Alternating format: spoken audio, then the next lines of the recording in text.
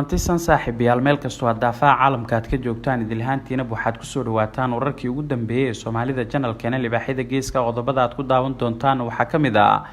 Sheekh Shariif Sheekh Axmed oo Muqdisho ka bilaabay urursiga hub iyo ciidamo isaga daacad u ah Puntland oo sheegtay inay burburiyeen xarumo ay ku sugnaayeen ururada Al-Shabaab iyo Daesh maamulka Jubbaland oo toogasho ku fuliyay nin kufsaday gabar 3 jir ahayd intaas waxay ahaayeen qaar ka mid ah qodobada ugu xiisaha badan ee wararka libaaxida geeska aan idin hena saaxiibayaal goordhow diyaar garoobay iyagoo inta ka faahfaahsan waan idin baqaadno marka hore waxaan idin ka codsanaynaa inaad subscribe-ka aad noo saartaan channelkeena oo aad ka mid noqotaan saaxiibada ku xiran wararka warbixinada muuqaalada haddii jeer sida joogtadana halkan ay nagu soo baahino noqon daawadaha ugu horeeya ee hela xogaha wararkeena daawade qodob walba oo warkan ka mid ah aragtidaada ayaad ka soo dhiiban kartaa qaybta hoose ee commentigana inoogu reeb hagaagka aynu ku bilaawno Sheekh Shariif Sheekh Axmed madaxweynihii hore ee dowladii ku meel gaarka ahayd ayaa magaalada Muqdisho ee caasimadda Soomaaliya waxa uu ka bilaabay urursiga hub iyo ciidamo isaga daacad u ah sida ay xaqiijiyeen libaaxida geeska xubno ka tirsan xisbiga himilo qaran Sheekh Shariif Sheekh Axmed ayaa tan iyo markii magaalada Muqdisho uu dib ugu soo laabtay waxa uu waday dadaalo uu ku sameysanayo ciidamo isaga u gaar ah iyo sidoo kale hubkooda dadaaladan ayaa ka dambeysay kadib markii xubnihii midowga musharaxiinta mucaaradka ah ee ururka ay ku buhoobeen ee musharaxiinta mucaaradka lagu kala tagay kadib markii isbahaysiyo kala duwan ay sameysteen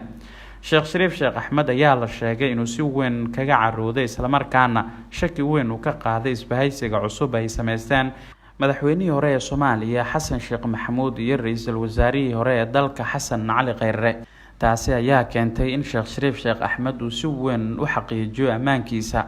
waxaase inta badan ciidamo ka tirsanaa kuwa isaga ilaalinayay oo heeb ahaan ay saxigeen Xasan Sheekh Maxamuud iyo sidoo kale Xasan Cali Khayre la sheegay in shaqadii laga eeriyay sabab la xiriira cabsi iyo kala shaki weyn oo xubnaha musharaxiinta mucaaradka soo kala dhexgalay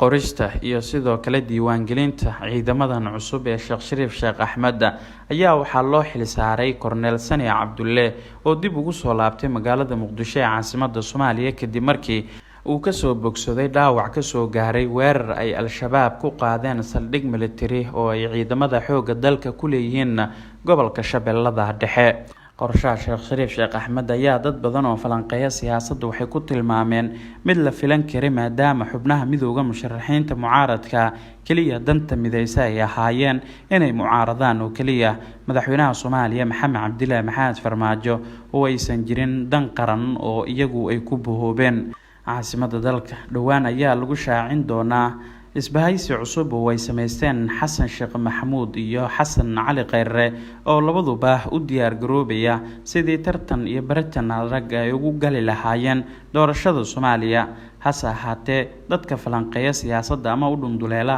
ayaa cabiraya in xubnaha musharaxiinta mucaaradka qaarkood ay suurtagal tahay in tartankan ay isaga haraan Puntland waxa ay sheegtay inay burburiyeen xarumo ay ku sugnaayeen Al-Shabaab iyo Daesh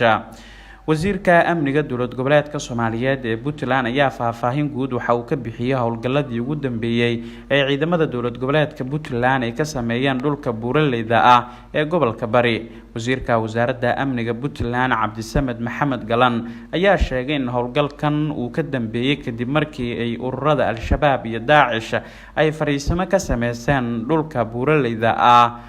iyagoo oo ka faa'iideysanaya cimilada jira iyo sidoo kale in dhulka aan si fudud lagu soo gali karin waxa uu sheegay in ciidamada gaarka ah ee dowlad goboleedka Puntland ay sameeyeen howlgallo ka dhan ah Al-Shabaab kaasi oo baadigoob loogu jiray sidii dhulka buuraleyda ah ee ku dhow magaalada Boosaaso looga saari lahaa sidoo kalena waxa uu sheegay in qorshahan uu guuleystay wasiirka amniga Puntland Cabdisamed Maxamed Galan waxa uu hadalkiisa intaa uu ku daray in howlgalladaasi ay ahaayeen kuwo lagu burburiyay xarumihii ay ku sugnaayeen Al-Shabaab iyo Daesh sidoo kalena waxa uu sheegay inay la wareegeen saanad ciidan iyo agab kale oo halkaasi yaalay ugu dambeyntii wasiirka amniga maamulka Puntland Cabdisamed Maxamed Galan waxa uu sheegay in sidoo kale ciidamada dowlad goboleedka Soomaaliyeed ee Puntland ay sameeyeen wajigii labaad ee howlgallada ah oo ka dhan ah ururka Daesh kaasi oo laga fuliyay deegaano badan oo ka tirsan gobolka Bari isla markaana ay ku xoogan yihiin ururka Daesh. Puntland ayaa waxa ay xilligan dagaal adag ay kula jiraan Al-Shabaab iyo kooxda Daesh-ta Soomaaliya ka dagaalanta kuwaas oo mararka qaarkood deegaanada maamulkaas ka fuliya dilal qorsheysan iyo qaraxyo. maamulka Jubbaland waxay toogasho ku fuliyeen nin kufsaday gabar 3 sano jir ahayd.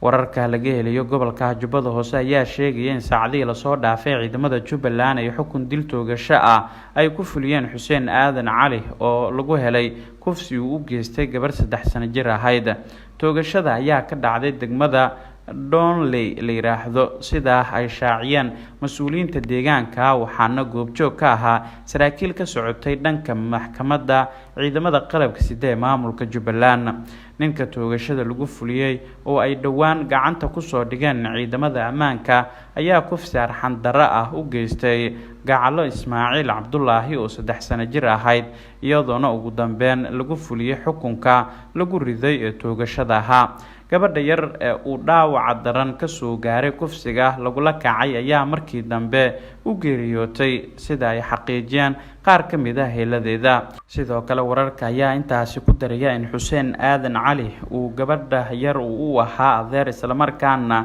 oo qabay hooyadeed iyadoo oo wax lala yaabo ay noqotay in uu faraxumeeyo gabar yar oo uu hooyadeeda ay u dhaxdo. arrintan ayaa si weyn looga hadalhayaa deegaanada dowlad goboleedka Soomaaliyeed ee Jubbaland. dhacdada naxdinta leh ayaa waxaa inta badan si weyn uga dhiidhiyay dadka deegaanka waxayna soo dhaweeyeen xukunka dilka ah ee ay Jubbaland ku riday ninkan ka dambeeyay falkaasi.